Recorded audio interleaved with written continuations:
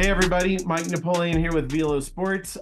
Really excited to see you here for another one of our VELO Sports webinars. Really excited to have one of our big ambassadors here with us today, Matt Antonelli. Matt, heard you had one of your first outdoor practices today. How'd that go? It was great. We had a 10, 11, and 12-year-old practice. So first time outside in a while. We've had a lot of snow. Nice to finally get out there. Yeah, well, I'm in Denver, so it's not quite the same as Boston. Like we can get our foot of snow, but usually then it's like 50, 60 degrees the next day. So usually it comes pretty fast. But yeah, my little 6-year-old's on his first 6U team playing. I think they're playing mostly AYL right now. But yeah, so it should be a lot of fun. He's pumped about it and having a blast. So, all of this stuff's really good.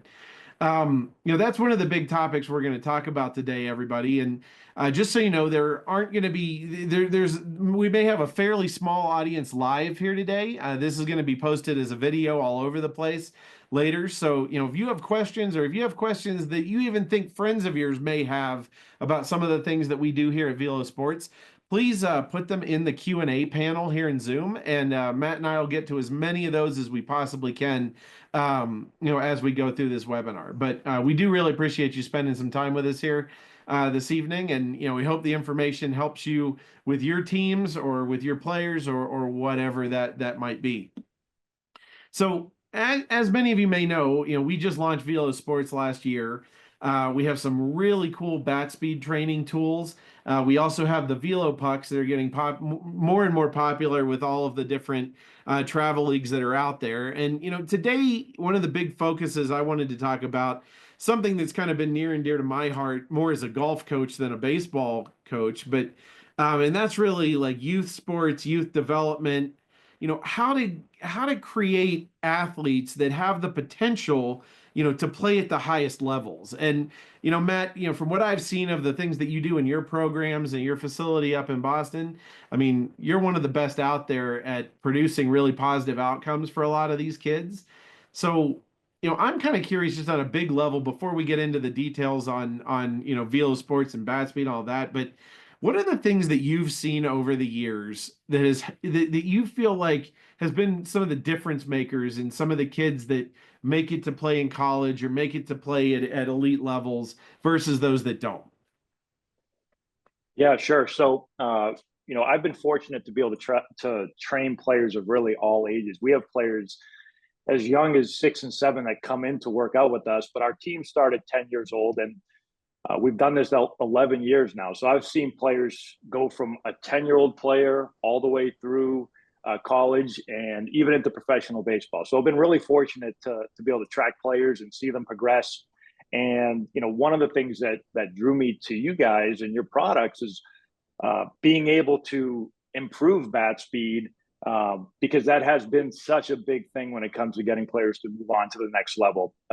We talk to college coaches every day, and most players that play in our program, even if they come in as a young player, they aspire to play in college one day. And, a lot of them want to play past college, and we've been lucky enough to have a few of them. And so bat speed is such a huge component of that. It's one of the biggest things when we have college coaches come in and watch our players, or I'm on the phone speaking with them. If you can't swing the bat fast, if you're not a great athlete, if you're not a really good mover, then it's hard to play at the highest level. And so that's been the biggest thing for us. And one of the things that I've liked the most about using your products has been we've seen players make huge jumps, and we have more and more players going on to play college baseball than ever before, thanks to so many of the things that we've implemented over the last year or so. And bat speed is definitely the top thing that we've seen college coaches are after when it comes to our hitters, and so we've worked really, really hard to help them improve that. Yeah, I mean, again, I'm a golf coach by trade, right? So I'm a little bit more in that world, but I mean, we've seen that same thing happen in the golf world over the last 10 years too. Is like college coaches are looking at ball speed before they're looking at anything else with those players. Like they'd rather have a player that has a higher scoring average but has higher ball speed. They feel like they can hone that player better than taking a kid that may even be like, let's say, and I don't know, you tell me if this is the same thing that happens in baseball, but like the kid that is the most elite 13 or 14-year-old player out there isn't always the one that makes it to college, isn't always the one that makes it to the pros. Sometimes it's the kid that around 13, 14 that's the best athlete that may not have the absolute top end skills, but they have that capacity and that power and that speed that, once they get into those higher levels and become a little bit more versed on the skill and coach side, that those are the kids that really are explosive and can make it at the professional level. Do you see that similarly in baseball the way we see that in golf? Yeah, it's the same thing. I mean, I think when college coaches are looking at players, um, they're very few. I haven't seen very many at all. Take a player that may look good. They may have a great swing. Aesthetically, everything looks really, really nice. But if they can't move fast, if they can't move the barrel, at a really high rate of speed, they're not going to hit the ball hard enough to be able to transition from the high school level to the college level. And so, yeah, it's a huge part of it. And I've seen a lot of players get passed up on because, again, they may look good, they may move well, but they just don't move fast enough. And to play at a high level, especially in baseball now, where pitching velocities are faster than they've ever been before, you have to have great bat speed if you want to be able to combat those high pitch velocities. Yeah, and the other real interesting trend that we've seen with youth players is that a lot of these kids that are getting into college, at least in my sport and golf a little bit more, a lot of them could be like multi-sport athletes going into college. And I'm sure that's pretty similar in baseball too. Like a lot of these kids are picking between 2 and 3 sports, the ones that are really making it when they get there, especially the high-end players. Yep, 100%. Same thing in baseball. We have a lot of players that that excel at multiple sports, and they've got to make a decision when it comes college time. And I think that's an important thing to look at though, because I think there's a lot of time, this is maybe even to the parents out there, like, you don't have to create necessarily the best 12-year-old baseball player in the world. You want to create the best 12-year-old athlete. And, sometimes the things they learn playing soccer or playing football or playing other sports end up translating over into that just elite athleticism category that allows them to really get to those high levels. So I know that's a little tangent off the bat speed side, but I think some of that on the youth development piece is incredibly important. It's always been a passion of mine is like, how do we create that plan to create, the potential for elite athleticism if those kids choose to go down that path. And, I definitely see it even starting, with, my kids, 6U team, right? Like there's a handful of those parents that, man, they want that kid to be the best 6-year-old baseball player in the world. And, I kind of am more on the side of like, I want them to have a blast when they're out there. I want them to have fun. And, I want them to pick up those skills, and I want them to definitely be looking at the side of like, you need to move fast, you need to move aggressively and powerfully early so that those become just innate things that you're doing, once you get up into those higher levels of even these travel organizations. So Matt, now you probably more so than anyone out there right now, you've probably implemented like our VELO speed training programs more directly than anyone else out there because we brought you into this before these things were even on the market, and really wanted to use your facility and your programs as some of the test sites for a lot of what we were doing for this. So I want you to tell us a little bit about, I know you ran at least, what was it, 80 to 100 players through some pretty organized programs with the speed training this winter.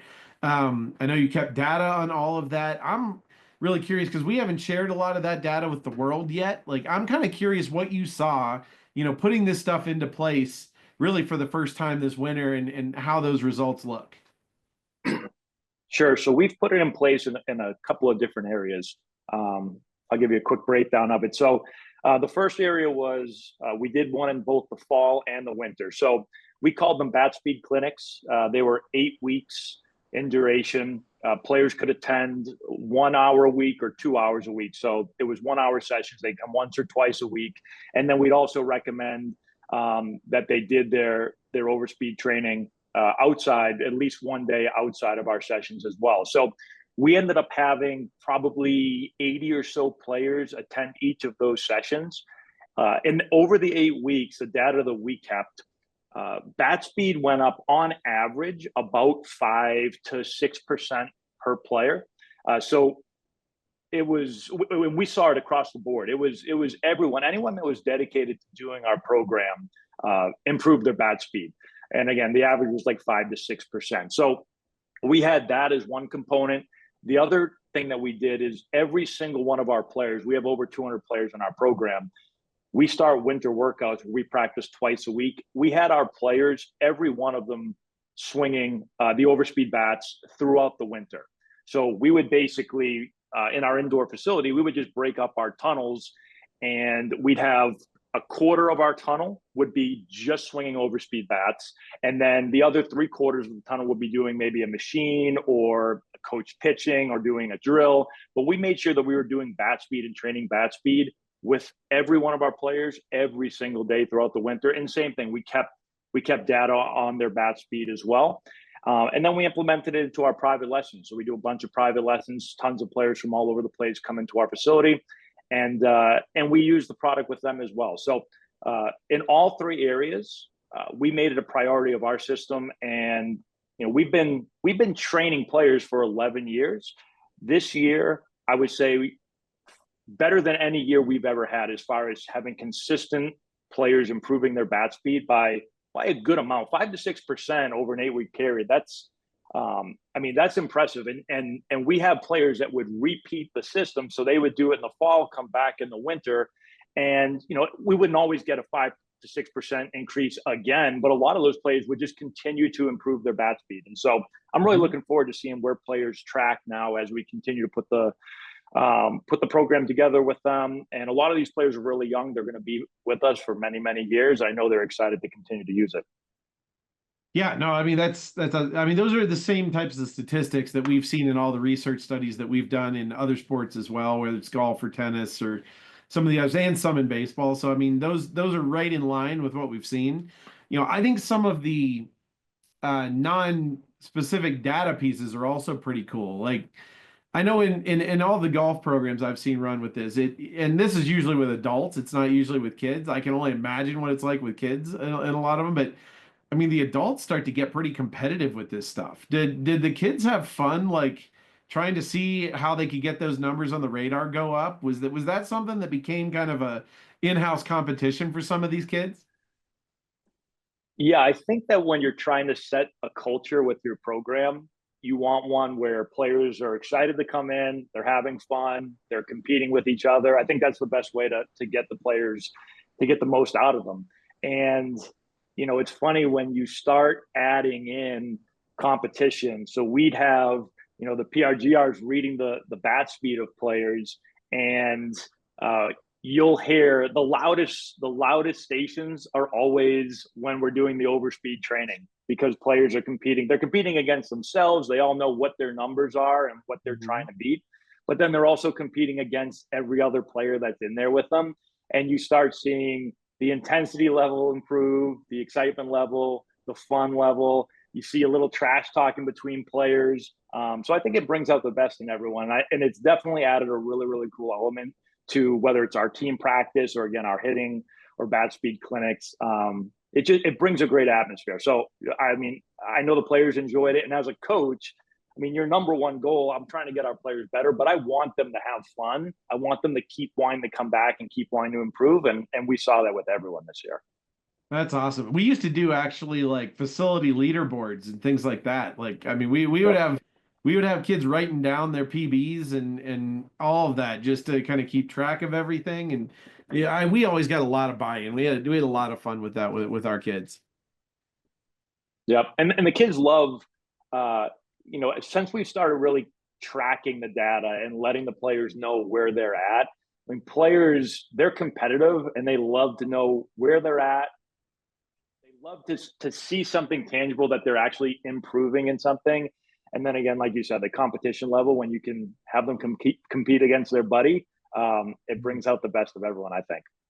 Yeah, so you said something else that I thought was really important, especially if any of the people listening are coaches or, trying to, run some of the things on their own team. But, and this may be a simplistic thing for a lot, but like the station-based approach that you guys do where you're rotating kids through these different things, I think that's important to touch on because like not every program runs things that way, right? Like sometimes I think baseball does it better than a lot of sports actually, but being able to do speed training and then being able to in close proximity get them in the cage hitting live balls right after that, you know, because we don't hit any baseballs while we're actually going through that speed training.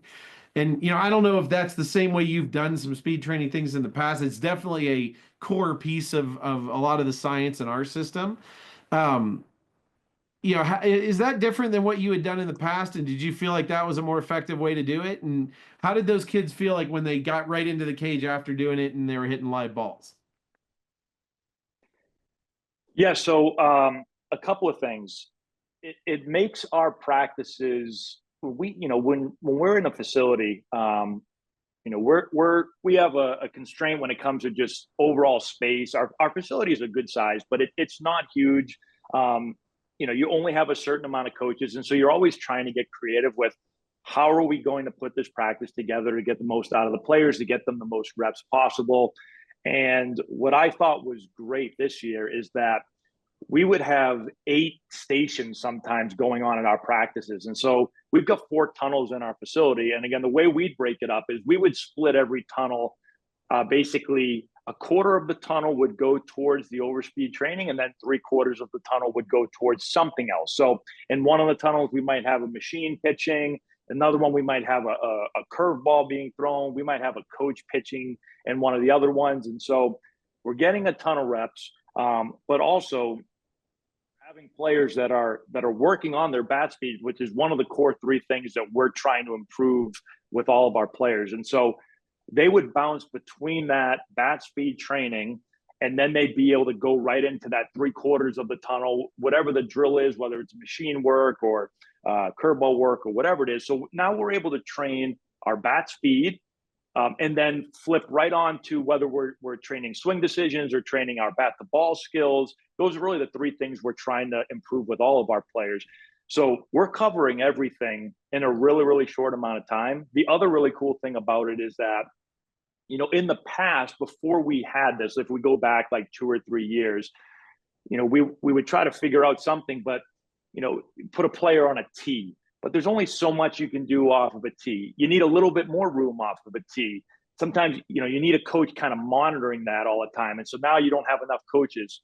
The great thing about this was that we would put the PRGR, we would put the overspeed bat, and now the players, like they don't even need anybody watching them. They're able to do their work. They're competing with each other.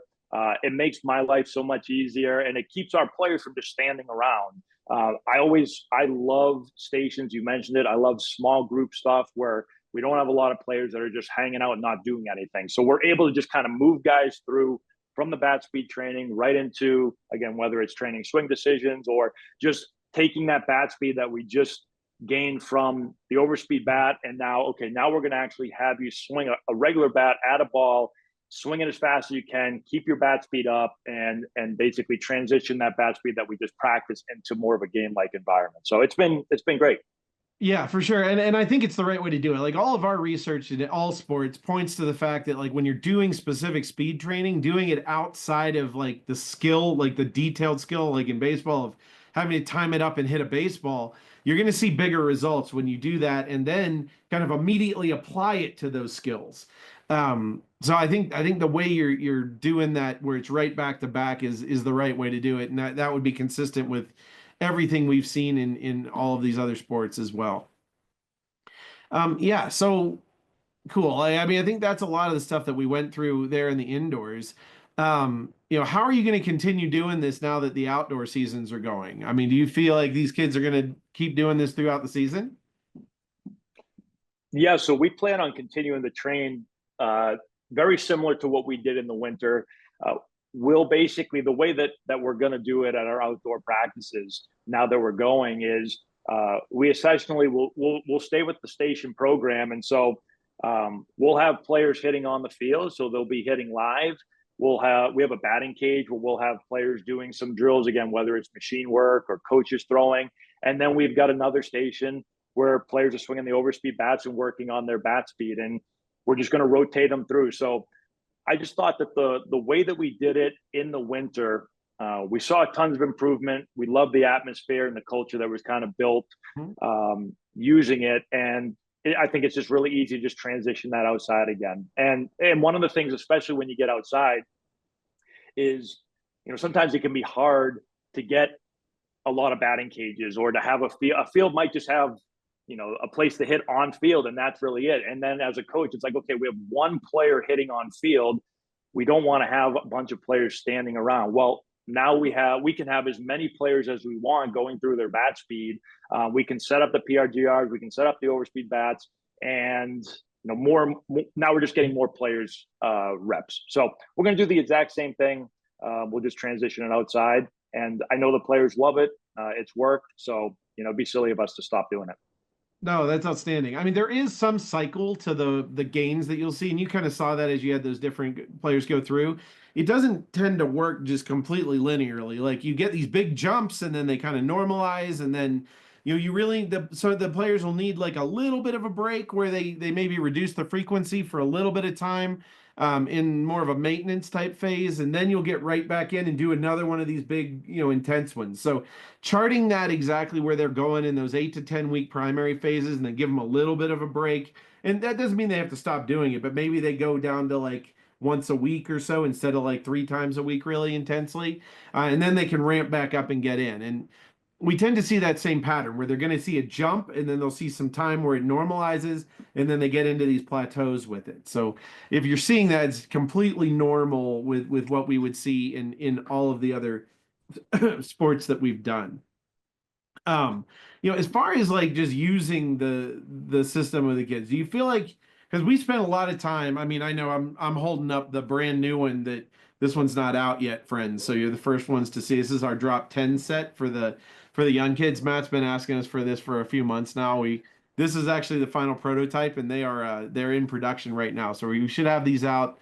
I'm gonna guess we're gonna have them by like June is about when we'll have the youth sets in stock. So we're excited about those though. I think they're going to be a really really popular element. They're based around a 29 drop 10. So your effective training range there is going to be like 27 to 31 drop 10s. So it's going to hit a lot of those bats in that youth even younger youth area.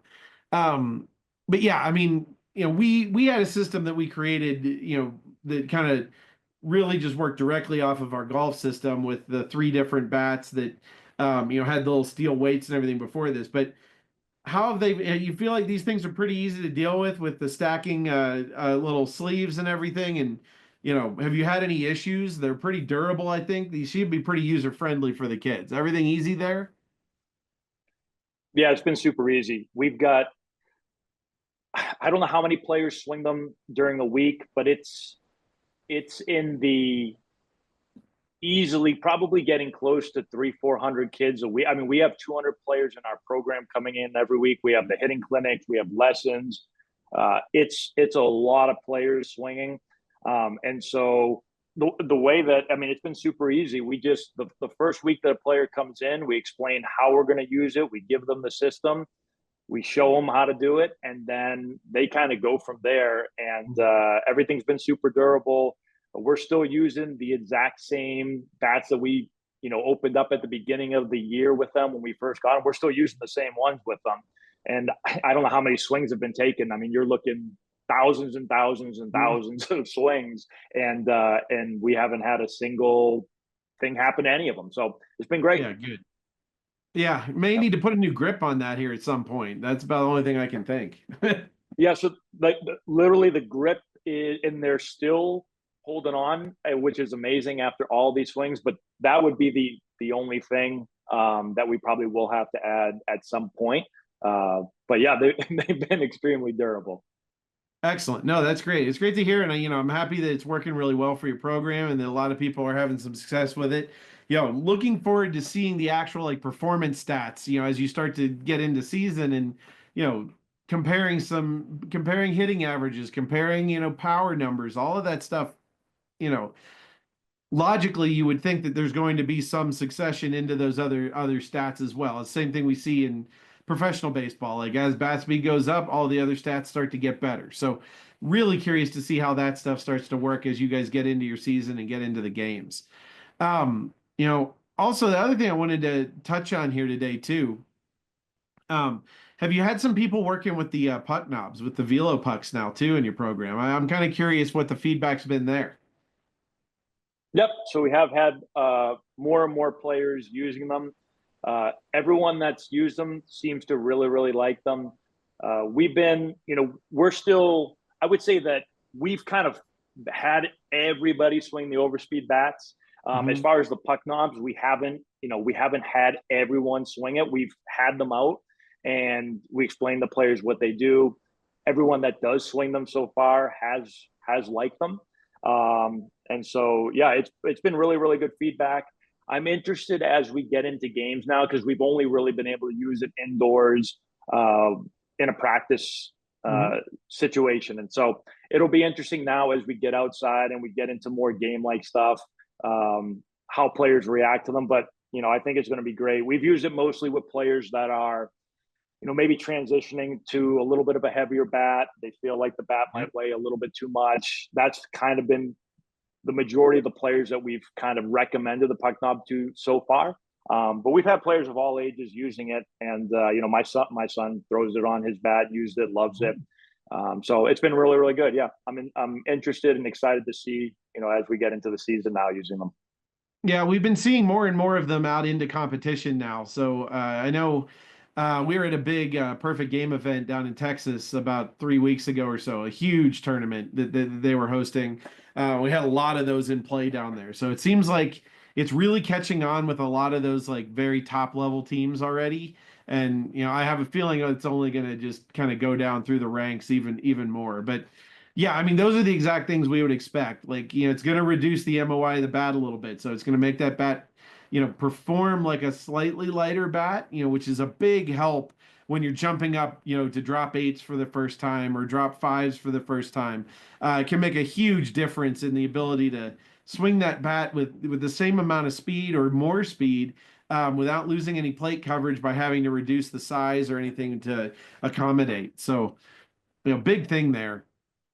Another cool thing that we got coming here for games. I think we're going to be releasing. We recorded back when we did our original videos, our on deck protocol for all of this. Because I gotta say, like baseball's been a little weird on the on deck stuff from me looking at it from the outside in, knowing a lot of the science behind stuff. Like you still see so many players getting in there and grabbing that big heavy bat or big heavy sleeve on the thing, and I mean, I don't get it, Matt. I really don't get it. Like that one, if they just take like 10 swings with it, we know definitively they're going into the batter's box swinging that bat slower than they normally would. It's like swinging their own bat slower than they would before. So you got to tell me what is going on with this and how do we make it better? That's a great question. I made a YouTube video a while ago talking about, telling players to stop swinging such heavy bats and throwing donuts on. And it's just one of those old school things where so many people told me I was wrong and that, they liked swinging their donut. And I tried talking them out of it. We have had a lot of players that have come around, but I do think that more and more people need to understand how to prep for their at bats because I would say still you go to a game, you're going to see a heavy donut at almost every game, and you're going to see a lot of players still swinging it. So yeah, I think hopefully they will slowly. Hopefully you can slowly convince them, and We're I can working as on it. We're well. working on it. So like our on deck protocol isn't going to be a full speed training session because that would be way too much. Like what Sure. we want, what I mean, theoretically, again, from the science side here, what we should try to get done in the on deck circle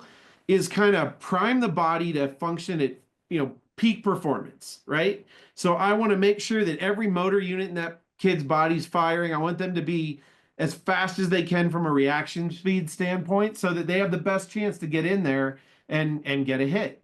Um, there have been studies done on this even up to the collegiate levels where you add 20% to the weight of the bat. Like we see on average that the kid's going to swing that bat about 15 to 20% slower than their normal bat speed on the first one out of the gate.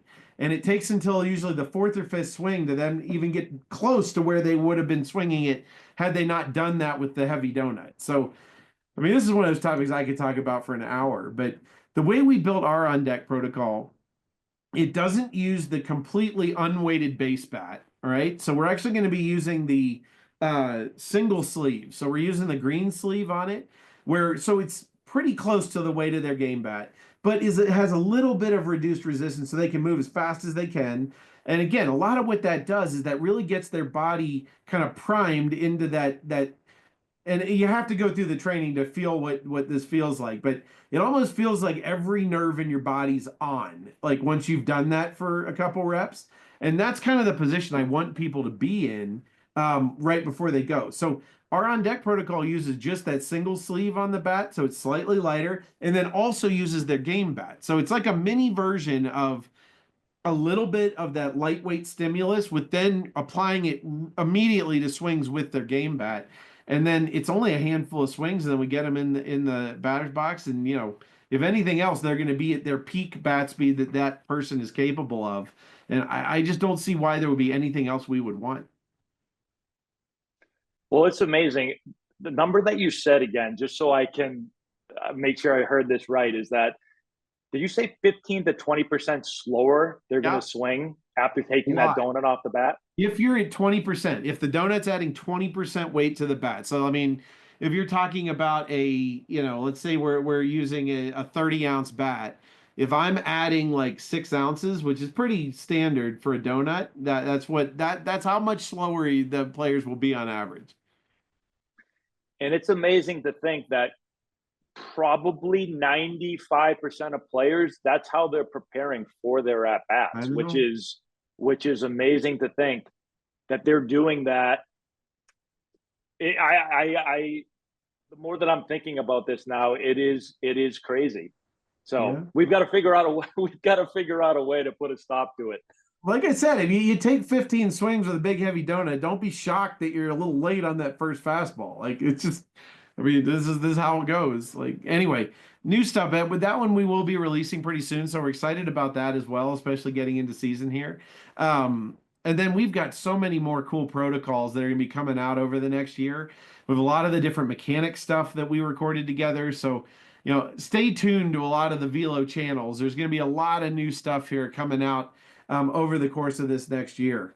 Matt, anything else that you want to add to some of the stuff that you've been doing this winter with everything? And then I think if you guys have any questions, we'd be happy to answer any questions we can answer about our products or speed and power in baseball in general. If it's something we can help with, we will definitely try. Yeah, I don't have anything special to add other than, I just think it's so important. And training bat speed helps our players in so many other ways. It doesn't just help them, to move the bat faster and hit the ball harder, which that it does do that. But one thing that I haven't talked about tonight, at least, is the swing decision part of it. I did mention that it's such a critical part of the game, seeing, identifying pitches, and when you can swing faster, now we're able to wait to swing longer. We can see the ball longer. We can gather more information because we can swing faster. And I think that's a huge part of it where not everyone really understands. They understand that, yeah, I want to swing faster to hit the ball harder. But a huge part of the game is this swing decision and what are we swinging at? And you're going to make better swing decisions if you can swing the bat faster because you can then wait longer before you have to pull the trigger and decide to swing. So I just think it's really important that players and parents understand that. It's one thing that I talk a lot about. Bat speed can improve not just how fast we swing it, but it really improves us as a hitter in general. So I just wanted to just touch on that real quick because not everyone realizes the benefits of it. I think it'll be a pretty interesting study to look at, kind of measuring reaction time, measuring, um, you know, time from like that point where physically the kid's going, to contact. I'd be really curious to see. That may be one we got to call Tyler in on, see if he can get some things to look at on that area. All right. Well, any questions that we have, friends, type them here in chat. If there aren't any, we'll just kind of leave this here, and you can always reach us Velo Sports, just info@velosports.com or any of our social handles. Also, feel free to hit up Matt on any of his channels as well.